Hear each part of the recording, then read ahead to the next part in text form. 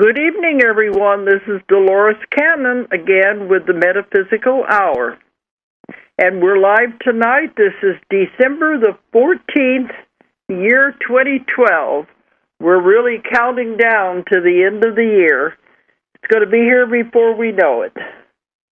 And so we're going to be live tonight.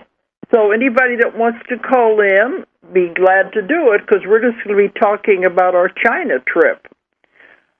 The toll-free number is 1-888-627-6008.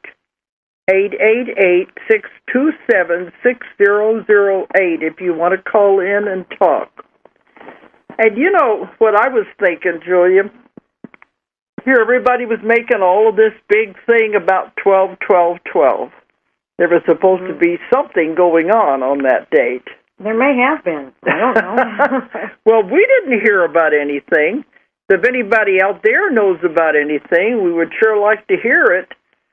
I had a client that day, and I know we had a fantastic session, but other than that, I didn't feel anything. They were talking about, what, a surge in energy or something? It's supposed to be a gateway. It's supposed to be like a bigger energy than the 21st even, so I don't know. Or a big gateway opening up or something?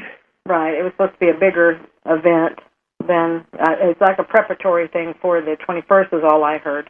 Well, all I know is I didn't feel anything. I just had a fantastic session. That's going to go in one of my future books. But other than that, there wasn't anything out of the ordinary. Not that I noticed. I just worked, so it could be I was just oblivious. Trying to catch up from the trip. That's why I think it's going to be on the 21st. It's going to pass, and nobody's not even going to know anything about it. It'll be a good day. I was talking to a very old friend of mine last night, and I was bringing it up about the 21st, and she didn't know what I was talking about. But then she doesn't have a computer. She doesn't watch TV. So she really doesn't know any of this talk that's been going on for years now, building up to the 21st, the end of the world, and all of that stuff. So it shows if you're not out of it, time is just passing like it's supposed to, I guess. Right. You get caught up in what everybody else is saying. Yes, but I know that she does studies on how the Earth seems to be shifting, so she does know that it's doing that. Yeah, she does it by measuring the way the sun is and things like that. But she hadn't heard anything about this was supposed to be a monumental day. So there are people out there who don't have computers and who are into the middle of it, I guess. Yeah, they have other things to do. Yeah, than sit around and worry about it. And it's going to come and go, and nothing's going to happen. That's what we know, except we're going to have a party. Right. We're going to be in London at the movie premiere. We talked about that last week, and it's going to be fantastic. It's not just a movie premiere. The party afterwards. Right. Well, the whole party during. It's a whole meditation and the declaration of consciousness and everything. It's a big event. It is, but event. I mean, I don't expect the end of the world. That's not going to come to a climax with that on that night. Okay, but anyway, that's where we're going to be next week. But then after that, I think we're home for a while. I really don't know. I had to look at the calendar. We're on the road so much. But I do want to talk about our trip to China. Then if anybody does have anything they want to bring up, we'd be really willing to talk about it. But we left here, after we got back from 3 months in Europe, and we were home for just about 2 weeks, and we had a class here in Arkansas, and our classes are getting huge. And then after that, we took off for China for 3 weeks. And it was really fantastic. But it started off on kind of a, I don't know what you want to call it. It wasn't a negative note. It was a confused note. Confused, but actually it worked out very well because it meant less time on a plane. Yeah. But we left Arkansas, and there was a storm going on. And my original plans was to go to England and spend the night and then go on to Beijing the next day, because that is a long flight. We were allowing time for that. But there was a storm going on. So we flew to Chicago, and the plane circled and circled and circled, and it couldn't land. And by the time it finally got on the ground, we had missed our flight. Right. So then we're trying to find out what to do. And originally we were supposed to go to Canada and make a connection to go over to England. Kind of roundabout, but that was the original plan. But then we get there, we can't go on. So we threw a lot of rigmarole. We were able to get out, and they wanted to do a direct flight to China. And I don't like to do that because those are long flights. I usually like to break them up. So I wasn't too enthusiastic about that. But they said it was either that or go and sit 9 hours in the airport in London and Heathrow. Right. And then the two flights, the flight to London and the flight on, both combined were going to be almost twice as long as this one flight that they were talking about. So we thought, okay, I guess we don't have any choice. That was the only thing we could do, was just take that to get there. But it turned out to be a surprise. We didn't go the way we thought we were going to go. American Airlines now is going a different route. Instead of going across the Atlantic, we went up over the top, over the North Pole. And now we can say we've been over the North Pole. Mm-hmm. This ended up being a complete round-the-world trip. So we've done that a couple of times. So now we can say we did another round-the-world trip. But it went up over Canada and over the North Pole to come down through Mongolia, Siberia, Mongolia, and down into China, that direction. So, first time we've done that. So, it was the middle of the night, and it was dark. You couldn't see much out of there. Just a minute, I got a trickle in my throat.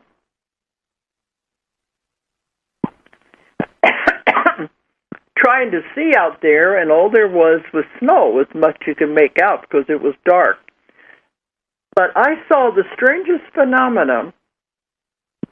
I thought it was the sun rising, but then I got to thinking, no, it can't be, because the sun should be going down. But I guess from up at the top of the world, it's not doing either one. It was just staying in the same place. Mm. So what I saw first was like, it's night, and there was like a band of red all around the horizon. Get that tickle out of there. A band of red around the horizon with the black sky above it, and barely see snow on the ground.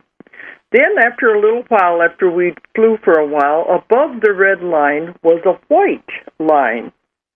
That's why I thought the sun was rising. And I said, wow, how many people get to see the sun rise over the North Pole? But then the more I thought about it, it wasn't. It would have been the sun trying to go down. But that's all it ever did, just have this band of light.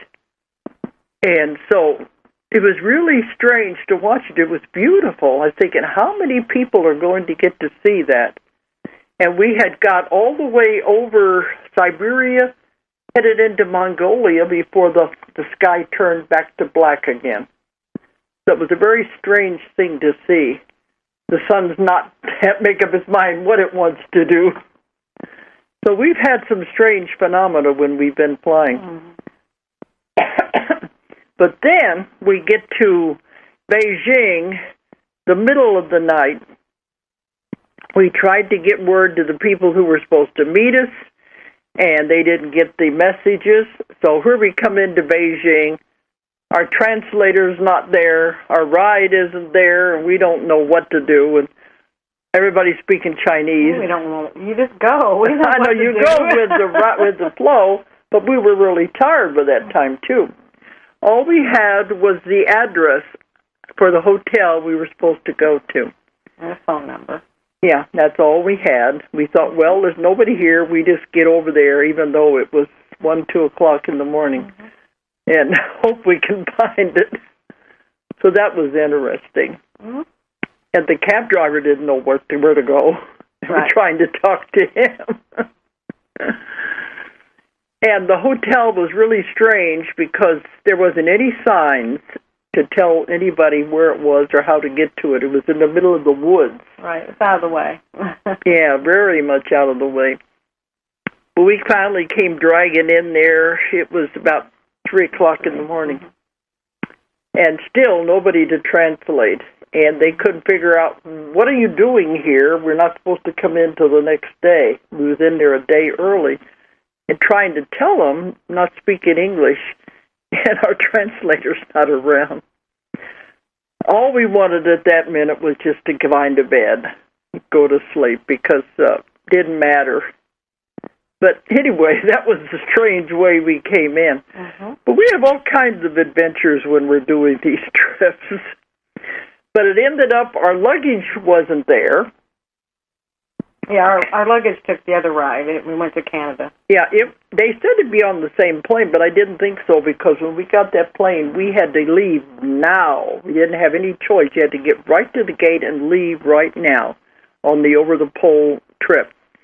So I didn't think that the luggage was going to make it. So we get there, no luggage.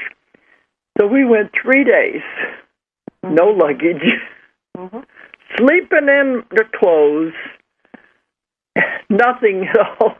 We had beds. We had a bed, yeah. We had food. Yeah. We had shelter. We had showers. We just had dirty clothes. Yeah. And I was supposed to, our translator arrived the next morning, and he was apologizing because he didn't get the message. And so I said, we were okay. They were trying to track the luggage down. And that night, or was the next night, I was supposed to do a lecture. No, 2 days later. I was supposed to do a lecture in Beijing, and the luggage hadn't arrived yet. And I said, well, I don't have my clothes. And he said, well, does that mean you're going to cancel the lecture because you don't have your clothes? No, I won't do that. I'm a professional. We go on. We do it regardless. I wasn't very happy doing it in clothes that I'd been in for 3 days. But we went on. And I told them at the beginning of the lecture, I apologize, but this is the way it is. And so you do what you got to do. And I've lectured in every kind of circumstance I think you could ever think of. I don't know if it's every, but it's a lot. Just about. But that one was the first time I've done that. I like to dress nice when I'm doing a lecture, but we didn't have any choice. Then you said after it was over, we got back to the hotel room. A little later, then they brought them. They came after the lecture. We got our clothes. Here comes our clothes then. So we were ready for the class that started the next morning. At least we had clean clothes for that. Right. So anyway. But anyway, that was our introduction to Beijing. But the people of China they're so wonderful. They're so nice. It's not at all like the propaganda that we keep hearing about these countries. You got to go there and experience for yourself. And I know when I was there in March, I was in Shanghai, and the people were fine. I didn't have any problems with them at all. And in Beijing, they're a gentle, very polite people, very good people. And they'll do everything they can to help you. And the class, the students were just fantastic. You said it was the first time we have had a class with just all from one country. Right. Usually in these other countries we have a lot of other countries coming. Yeah, and when we're in Europe, or probably most anywhere, we have cross sections, different countries. This one was entirely China, so that was interesting. But they really got it, and that's what is mattering to me. Everywhere we go, they're understanding what I'm trying to teach, and they're getting it, because we have a day of practice, and they're able to understand it and do it. And you always worry, is it going to get lost in translation? But they're understanding it, and they're having really good results. So we were there for 5 days, and when we do the 5-day class, we have one day that we can go and do what we want to do. while they're doing their practicing. That's when we like to go and see the city wherever we are. So they drove us around Beijing. And it was surprising. The streets are so wide. Right. They said that was because that was the capital city, and that's where the emperor, the emperor, I don't know what they're... At one time, it would have been the emperor. Anyway, it's a show of power. And then it was Mao, that's where he lived when he was in power. Mm-hmm. But they said it was a show of power to have the very wide streets. So. But I had wanted to go see the Forbidden City because I'd heard about it. And when I was reading up on it, they said that was where the emperor lived, way back. And it was called the Forbidden City because no one was ever allowed to see the emperor. And he lived there with his family in total seclusion. But I would have liked to have seen it, but it wasn't going to be anyway. They said it's big once you get in there. But we drove by it, and there was a huge crowd out in front, long lines trying to go in. And it was cold in Beijing, wanting to get in. And I said, no, let's forget about it. Let's just drive by. And they also had a big poster of Mao there at that place. So we got some good pictures. And also, I think it was right across the street. It was in the area was Tiananmen Square. Right. Mm-hmm. And if you remember Tiananmen Square, maybe 10 years or more ago now is where they had the revolt. The first time, I think, was really serious that the Chinese revolted against the government, against Mao. And they had the showdown in Tiananmen Square with the tanks against the crowd of people. So it was very emotional, and there were some really fascinating pictures that were circulated at that time. So I wanted to see that. Well, now it's just a big, open, park-like setting. Right. It's a big square. Mm-hmm. At least we can say we were there. So we drove around and saw all these things. Then we always go shopping, which is our favorite thing to do. Mm-hmm. But Beijing was, it was different than I thought it was going to be. The people were good, polite, and we didn't have any problems at all. Right. No, it was very nice. I like Beijing. The energy there was a lot nicer than I thought than Shanghai was. Yeah, I like Shanghai, but Julia said when we got there, we went after Beijing, we went back to Shanghai for a level 2 class, the advanced class. She says she doesn't like the energy there. It was just too chaotic. It was just very chaotic. I'm not going to say too chaotic, but very chaotic. I don't care for that kind of energy anymore. So. And it was right by the water, by the ocean. I don't know if that had anything to do with it or not. No. There was no way to know you were even by water. Not really. Except for the humidity. It's a big city. It was warmer when we got down there. Mm-hmm. But anyway, Beijing was a really nice city, and they want us to come back. Right. Everywhere we go, they want us to come back. Yeah, we'll probably be going back. It's in November. We'll be going back. For a level 2 class.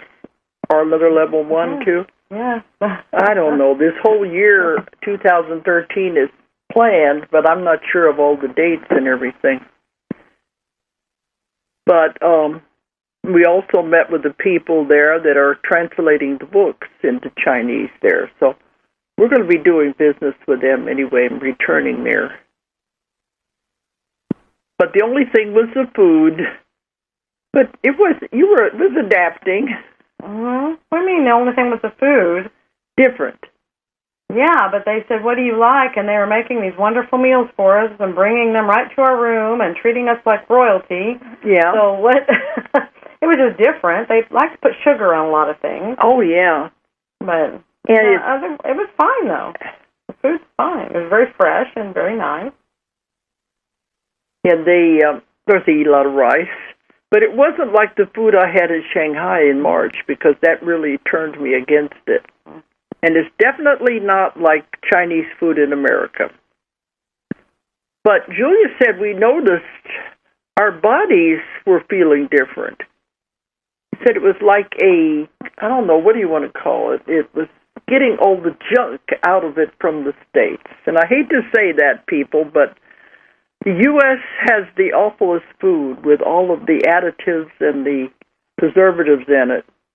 You go to other countries and you get food that tastes totally different. Tastes good. It tastes fresh. It tastes. It tastes, yeah. It has a taste. It has a taste, and when you're over here so much, you don't even notice that until you go somewhere like that everything does taste different. And it was almost like it was cleaning the body out of all this additives and all this junk. So we were gone for 3 weeks. We really, the body says, I like this. But then we went on to Shanghai, and I had a 3-day class there with the advanced class. And I thought everything there was fine, too. Now, there you had to eat. Didn't have anybody catering to your needs, and so you had to kind of look a little more for what you wanted to eat. Yeah, because not the same kind of things we eat for breakfast, and eat a lot of seafood. Right. They like the fish. They like all these different kinds of seafood. And Julia tries the chopsticks, but I've never tried them. Well, I can only get a couple of bites with them, and then the fingers stop working. Well, maybe we go over there enough, you'll get better at it. But then after going through Shanghai, then we had to go to Taiwan. Because we have another publisher in Taiwan. We found out during this last year there are 2 kinds of Chinese. One is traditional and one is simplified. There's more than that, but those are like main ones, depending, for the different countries. Always dialects, but these are the 2 main. That's the difference. And one is read up and down, and the other one is read across. So our publisher in Taiwan, in Taipei, was doing a different kind of Chinese than the one that's on the mainland. So that's why we have another one in Beijing who is going to do the other type of Chinese. So we went to Taipei to meet with the publisher there and have lectures and things. But interesting thing about Taiwan, it's like it's where East meets West. After China is still traditional.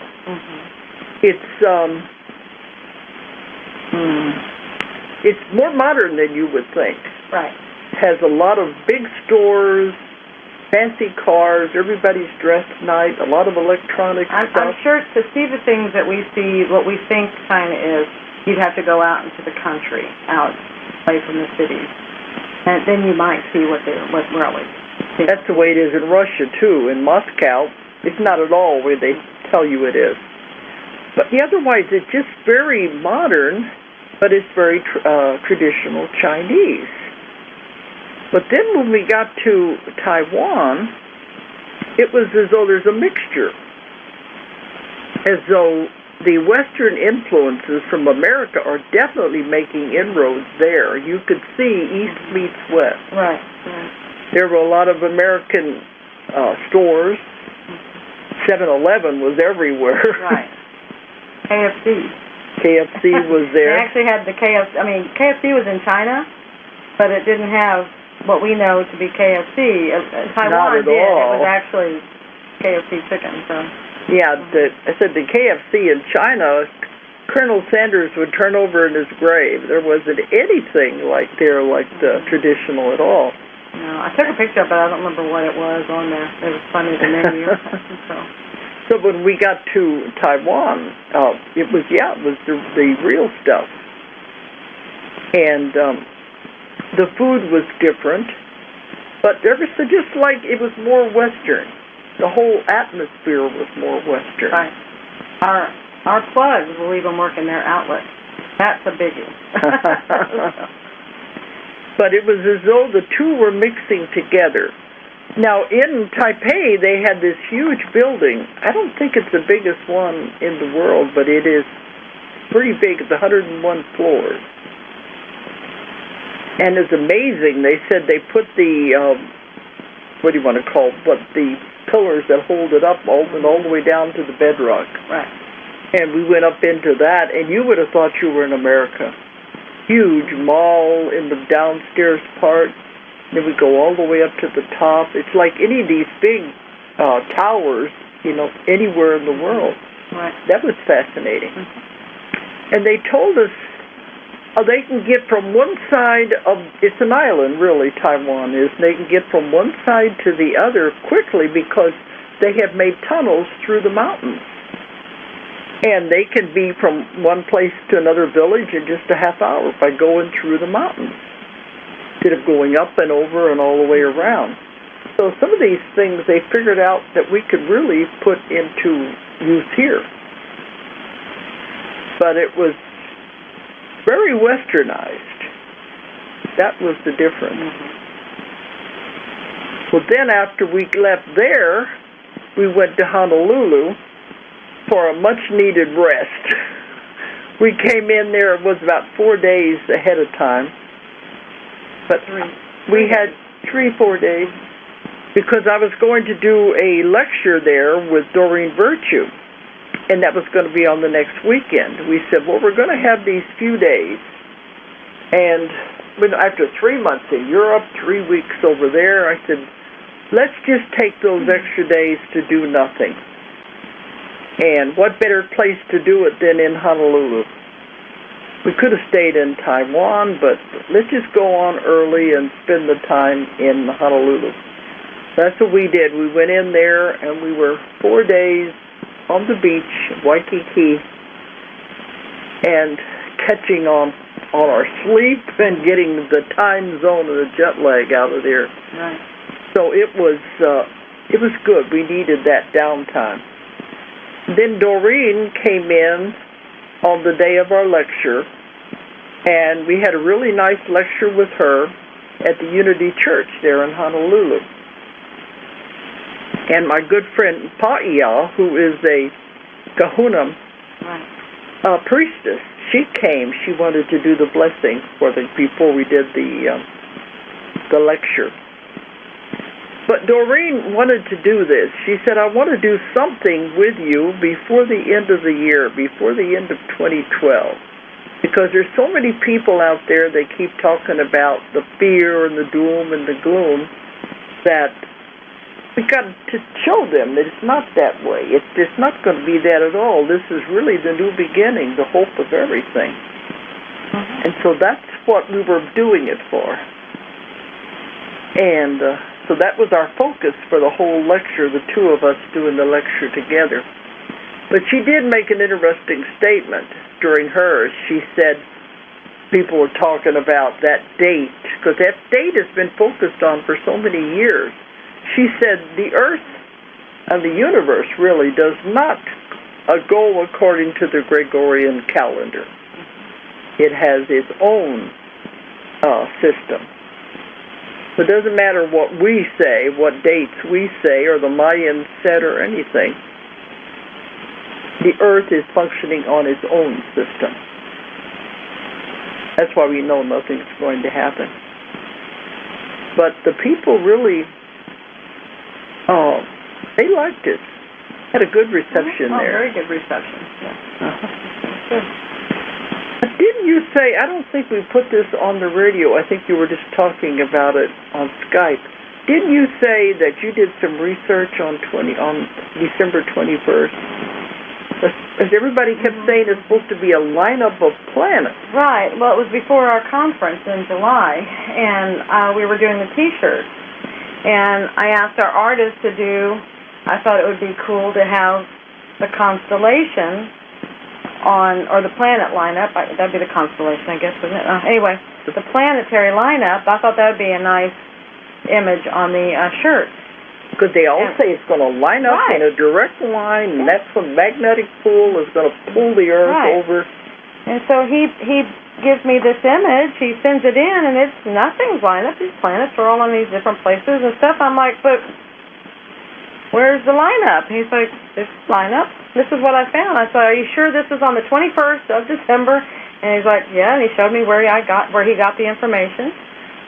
And so I started doing more research at that point. I was like, well, where does it say about the lineup? And so I was finding things where it said that, but then I was finding other sites that were, supposed to be factual sites and astronomy and all kinds of things, and they were implying that there's not going to be a lineup. So I really don't know. I don't know where that comes from, because it's very reputable sources that say there is going to be a lineup, but then there are equally reputable sources that say no. So I don't know. So some of them were saying the first time in so many thousand years, all the planets are going to be in a line, pointed toward the center of the galaxy, I think they said. And that magnetic pull was what was going to cause the end of the world. Well, or make it flip or do something. And it's like once every 26,000 years it's supposed to do this whole shifting thing.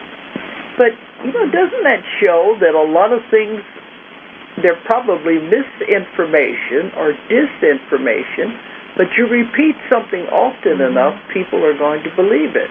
Right, and I'm just going to say I don't know, because like I said, I was finding both pieces of information. I don't want to go on record as saying either one. I mean, I just know what I saw. There were disputes all over the place. And there are reputable sources saying both pieces of information, so I really don't know what to believe. Yeah, but it would be interesting that you repeat the same thing again and again, and then finally people begin to accept it as truth without going and searching it out for themselves. Right. But it's only because I thought the T-shirt, like, okay, they're all going to be lined up, because I've seen it on pictures. I've seen them, and I was like, well, wait a minute. And he said, no, he said, it doesn't. And that's where I searched, and it doesn't. So, when this is where everything's going to be. Now, I think there's going to be, someone was talking about a trine, a Uranus trine that was going to be happening that day, and that's supposed to have a heavy effect on things. But I know enough about astrology to know if all the planets were lining up, there would be a major conjunction, which would be really big in astrology. That would be a big deal, and that's what I kept going back. It's like, well, whatever, if they're all lined up, something is going to happen. But then now, is that even going to happen? So it's like... Because when I was doing the Nostradamus books, and we had the horoscope for the Antichrist, he was born in 62. He had a major conjunction. It wasn't all the planets, was the whole bunch of them. I can't remember now off the top of my head how many they were in Aquarius. And that was the most we'd ever seen, and it was supposed to mean this was a very powerful horoscope. But now that's been, 50 years ago? Something like this. It's been 40-something years ago. 62. 62 would be 50 years. Yeah.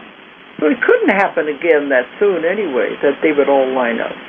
It would be unlikely. That was in one sign. So I don't know, but it makes you wonder where this information is coming from. Is it true? And you repeat something enough times, you can get a lot of people to believe it. Yeah, I don't know. I encourage people, do your own research. Check it out yourself and see what you come up with. Get back to us, because I couldn't find definite factual things to say that they were lining up. I just found reputable people saying that they were, but I don't know where their information is coming from. So that's what I always say in my lectures. Don't believe what I say. Don't believe what anyone says. Ask lots and lots of questions and find out for yourself. Then figure out what you believe. What your truth may not be my truth, but at least it'll be yours. Right. And then later it'll change. Yeah, they all will. Because as we all grow and evolve, we change. Yeah, we'll say at one time in our life, this is the gospel truth, and then 2 years later you change. But that's what growth's all about. Right. Well, it's also whatever, because as we know, anything is a possibility. And you have all your probabilities and everything. This is some visual they're giving me right now. So it's like Go ahead. You have all of these things going on. So really, any and all things are truth. So So it's just whatever you are at a point to believe, you know, so it's whatever works for you at that point. So that's why your truth can change, because it's as you grow and develop and you have a different scope, a different perspective, a different vision, you're able to handle, see, whatever, different scopes of the truth. That's why you should never get too set in just one belief and turn a blind eye to everything else, because you never know what's true for somebody else is true for them, and if you look into it, there may be something there. And if it's working for them, great. Yeah, if it's working. If it's not your truth, that's okay. If it's working for them, wonderful. Yeah. And if it's not, it's their choice of what they wanted to believe in for their course of action that they want to take in their learning process right now. So it's okay. There is no right and wrong. It's all just where people are. It's all experience. Okay. Why did I throw that in there? Because we'll know anyway in another week or so. A week from today. A week from today is when we're going to be there.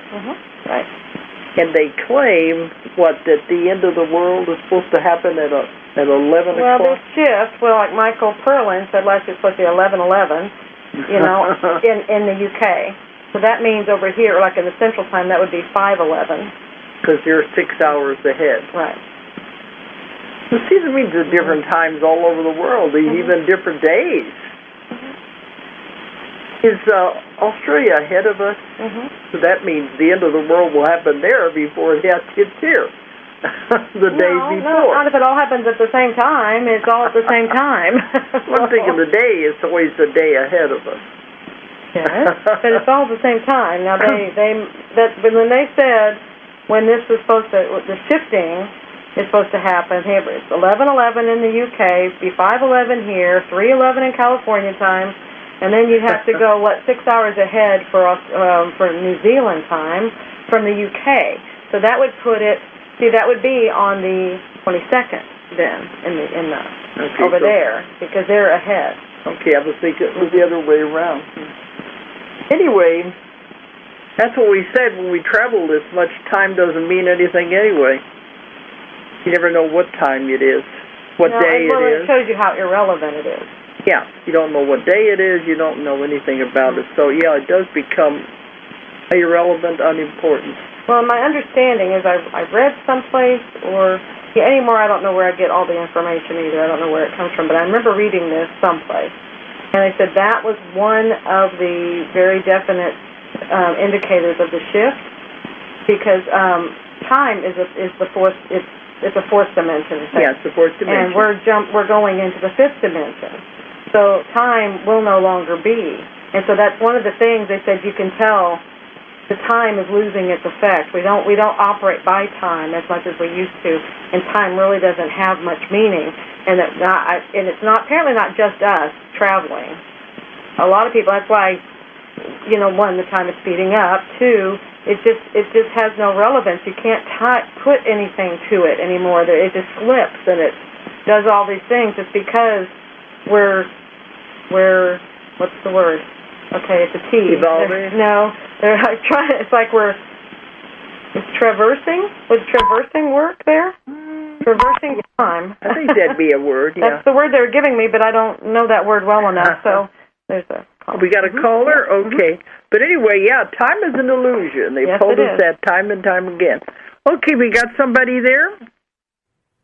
Okay, it's Janine from Canada. Hi to you, Dolores, and to Julia. I wanted to ask Dolores, you had mentioned you're working on 3 or 4 books, and Julia, you're working on a book, and I was wondering when these books were going to be out. Well, remember, there is no time. Yeah, I don't worry about the end of the world. I'm more interested in getting the books. I know I've been trying to work on them and travel, and Julia's trying to work on hers and travel, and it is hard when we've got all these other things going on. But now we're home for a little while, and I know Julia has to have hers done. Yeah, mine will be out in January. It may be the 11th hour of the 31st of January, but it will be January. So I promised it would be. Because when you're traveling, it was just really hard to do work on it at the same time. Right. It's really coming together right now. Sorry, guys, don't mean to cut you off, but I can't hear anything, so I've got some gremlins at work here. So anyway, I'm going to let you go, and I'm really looking forward to reading your books when you have them out. And I just wanted to tell you, if you can still hear me, that one of the things you talked about 12, 12, 12. And I can tell you that 2 or 3 days before, I certainly felt a surge of energy, but not necessarily on the 12, 12, 12. And that was for 3 days that lasted. And it was more like pressure on the head, the chest, the headache. And within 3 days afterwards, it was gone. And I actually feel great now. So anyway, just want to put that out there. Bless you both. And I wish you all the best on the 21st in England. And God bless. Bye-bye. Bye-bye. Thank you so much. Actually, that's a very good comment because we were talking about 12, 12, 12. I was the same way. I didn't notice anything on 12, 12. But on the, let's see, what was last Friday? Would have been the 7th? Yeah. Yeah, that would have been 5 days before. That's when I noticed stuff. It was like that's when I had so much stuff happening to me. It was just like, I was being taken through a tornado or something. And I thought, oh my goodness, is this, if this is like this before the 12th, what's the 12th going to be like? And then, but it could have been, it was just because a lot of times the stuff leading up to something is more of what you have to work through than the actual energy itself. So I know whenever I've noticed those energy fluxes, and there was 2 in June that I really felt. I noticed it was dizziness. Mm-hmm.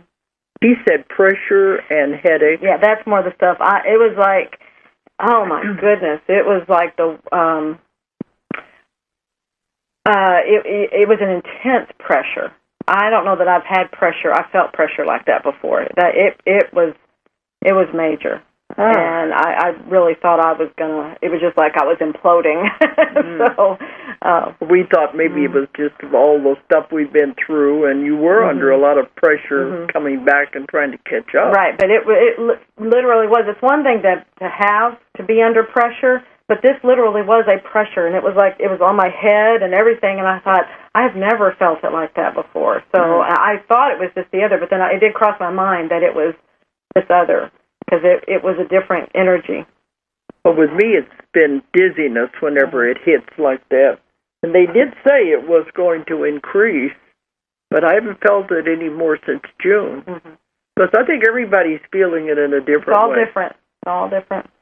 Different symptoms, and different people feel it more intense than others.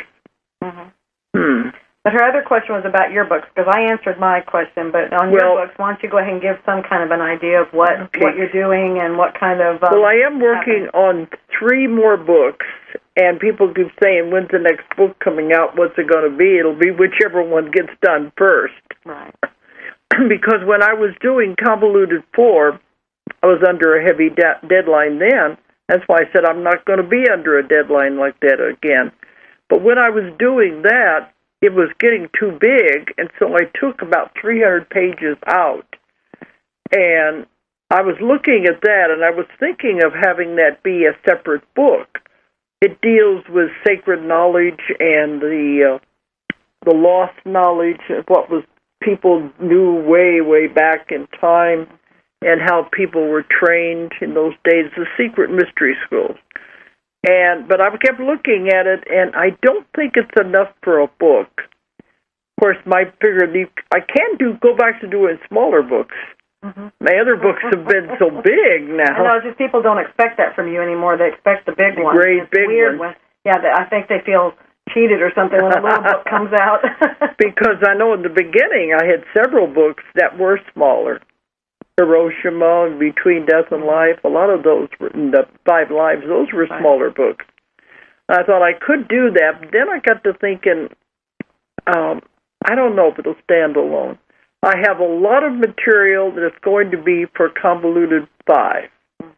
So I thought maybe I could combine that material with this. So we'll see. That's what I'm thinking now. Mm-hmm. Then the other book is the one a lot of people said they're waiting for, is The Horns of the Goddess.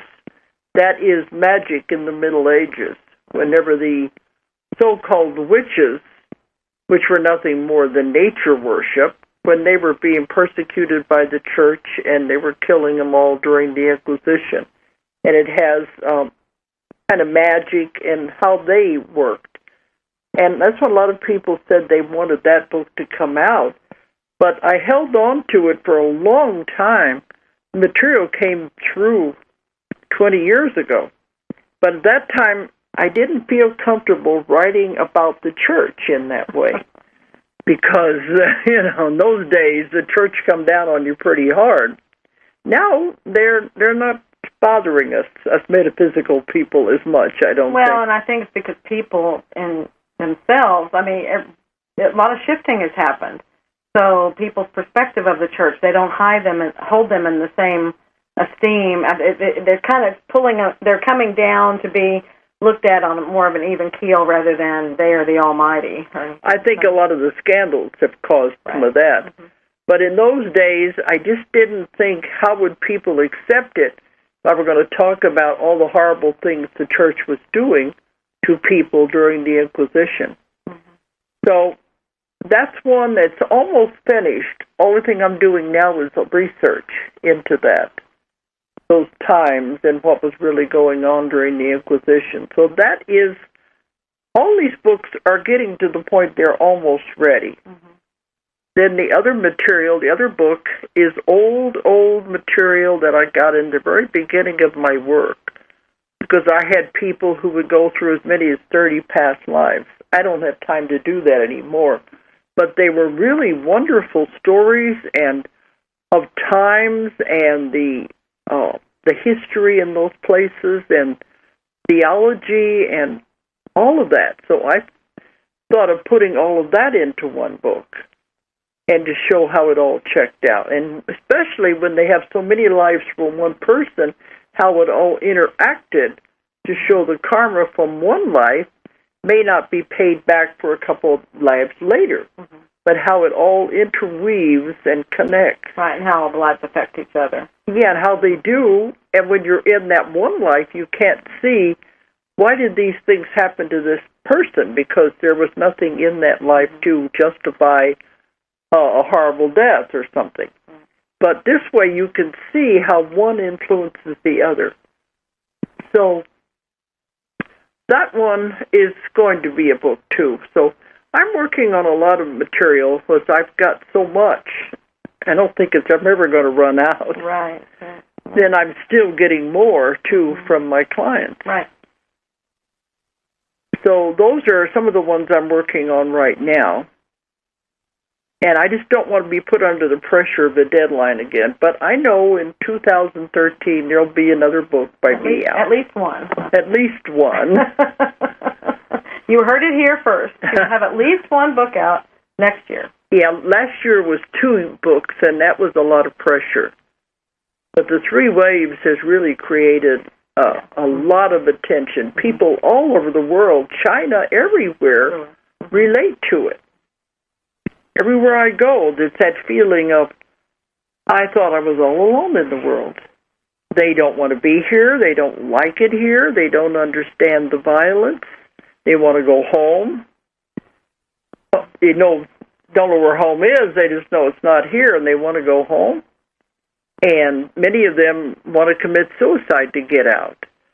Now, I'm finding this in every country we go, so I know it's a worldwide phenomenon. Right. So it also shows these people coming in with this special energy mm-hmm. are coming in all over the globe. Well, that would be it's got to be scattered. It's got to be put everywhere so that it can raise the energy of the whole planet. Of the whole world, of the people to go with the planet. The planet's doing it on her own, but the people are what needed the help. It's because the changing of the vibration and frequency. And, of course, I was finding so many in America. But then as I began to travel and do sessions everywhere else, I found it was happening everywhere. And we've all been told hundreds of thousands of people now have come in the volunteers, and so they figure we have tipped the scales and we can now save the Earth. I'd like to, every time you say save the Earth. Well, those days they thought we were going to destroy the Earth. Okay. And that's not an issue. I mean, well, I don't know if it is or not, but it's like every time you say that, it's like something happens up here. It's like that's not, the Earth wasn't in jeopardy. It was more of the people accomplishing their goal of doing this shift and everything. That's what was in jeopardy and going with the Earth. So when I'm not sure, I know the call went out and said Earth is in trouble. Who wants to help? Mm-hmm. But every time you say it was to save the Earth, that it's almost like a screech, like brake screeching, like that's not quite right or something. Uh-huh. So I don't know. But it was the feeling of raising the energy. Of the people. So they could affect the Earth. The Earth was going to do it. She's doing it all by, she was doing it anyway. Yeah. She was doing it. Remember, you say that in your own lectures. She's going whether you go or not. Yeah, she's going into her next incarnation. So it's whether you want to go, if you're going to go. So it's the people that had to raise their vibrations, the people that had to change their attitudes, it's the people that had to shift. The Earth's shifting. It's the people, if you want to go, they have to shift. So it was all these people came in to raise the energies of the consciousness of the people as a whole. The reason that the call went out in the first place was because we were coming to the point we could have destroyed the Earth. So in that, but there again, you had to raise the consciousness. You had to shift the thought processes of the people. The Earth wasn't going to destroy herself. She was shifting. You know, we could have. She's like, yeah, they could have, and that could have messed up her plan to shift. So in that way, so in that way, it's kind of saving. It's helping the Earth. Yeah, because they couldn't allow it to happen. Right. I've had several sessions lately where people were there when all of this happened to the Earth before, and it was horrible. Mm-hmm. And but they had to do it, and then they had to start it all over again. Right. And that's what they said, you start all over again from the primitive state. Mm-hmm. So we don't want to do that. Right. But anyway, the information is still coming through from everybody. And we are at a very pivotal time right now. Now, your clients that are coming in right now, I know you tell me about a lot of the, you don't tell me about the clients, but you tell me kind of the trends that are coming. The ones that you're getting right now, are they still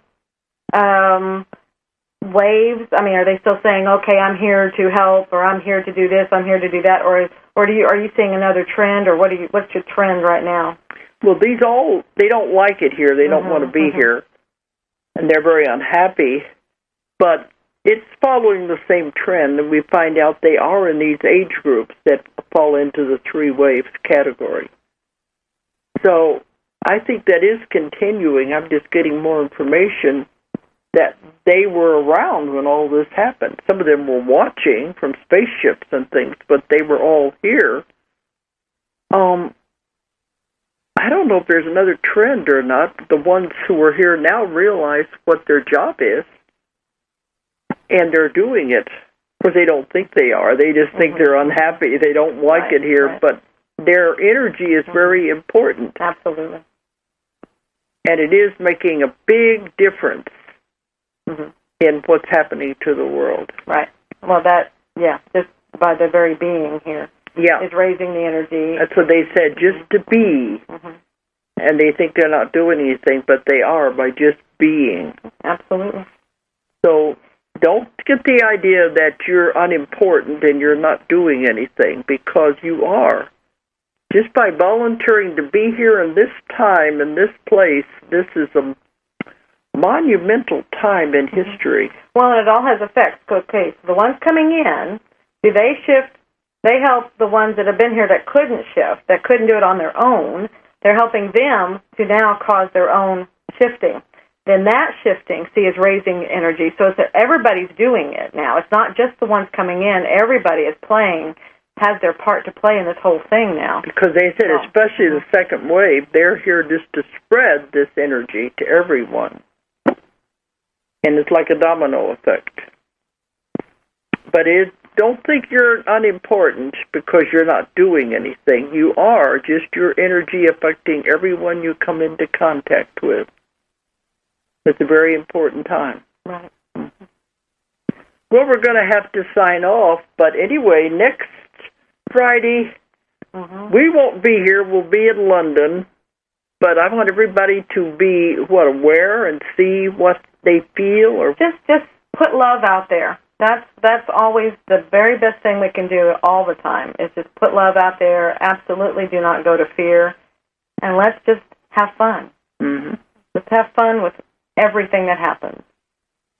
And then wake up on the 22nd and say, hey, look, we're all still here. And we're in a much better world because we are in love. We're in love, and as Doreen, we were saying, welcome to the new world. It's going to be a lot better than you think. Okay, so it's time to go now, and whenever we come back, it'll be after Christmas, and we'll continue then. Right. So thanks, everyone, for listening tonight. Good night, and Merry Christmas, and Happy New Earth, and Happy New Year, and Happy New Everything. Wonderful days. Okay, everybody have a nice Christmas, because we won't get back here till Christmas Eve. Okay, so thanks for listening tonight. Good night. Good night. If you enjoyed the show, check out more of our other videos, and be sure to subscribe and click the like button. Thank you for listening to the Metaphysical Hour with Dolores Cannon.